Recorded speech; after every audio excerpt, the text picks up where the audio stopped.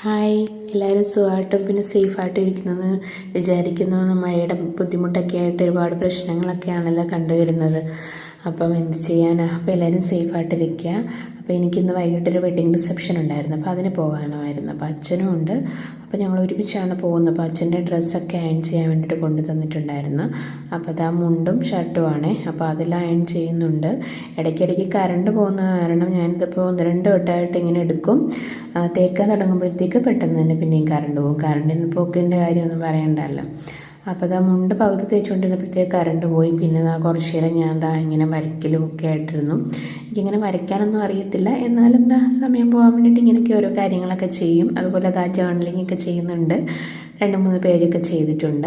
അപ്പോഴത്തേക്കും പിന്നെ കറണ്ട് വന്നു. അപ്പോൾ പിന്നെ ഞാൻ ബാക്കി തേക്കാനുള്ളതെല്ലാം തേക്കാനായിട്ട് എടുത്തു.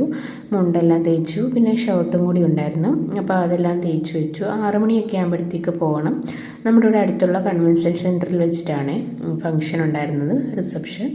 അപ്പോൾ അതുകൊണ്ട് തന്നെ വേഗം തന്നെ അതെല്ലാം അയൺ ചെയ്തതിന് ശേഷം ഞാൻ റെഡിയാകാനായിട്ട് പോയി.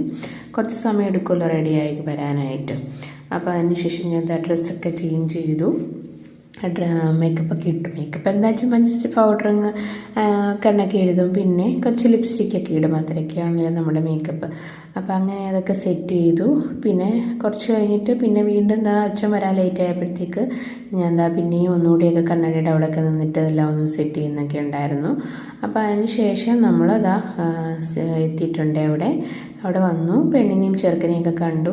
അവിടെ ഫോട്ടോസ് അങ്ങനെ എടുക്കുക, അങ്ങനെ കാര്യങ്ങളൊക്കെ നടക്കുന്നുണ്ട്. പിന്നെ കുറച്ച് നേരം അവിടെ ഇരുന്നതിന് ശേഷം താഴെയാണ് ഫുഡൊക്കെ ഉണ്ടായിരുന്നത്. അപ്പോൾ അവിടെ ബുഫേ ആയിരുന്നു. അപ്പോൾ ഫുഡൊക്കെ കഴിച്ചു. പിന്നെ നേരെ വീട്ടിലെത്തി. അപ്പോൾ ഇത്രയുള്ള അടുത്ത വീഡിയോയിൽ കാണാം.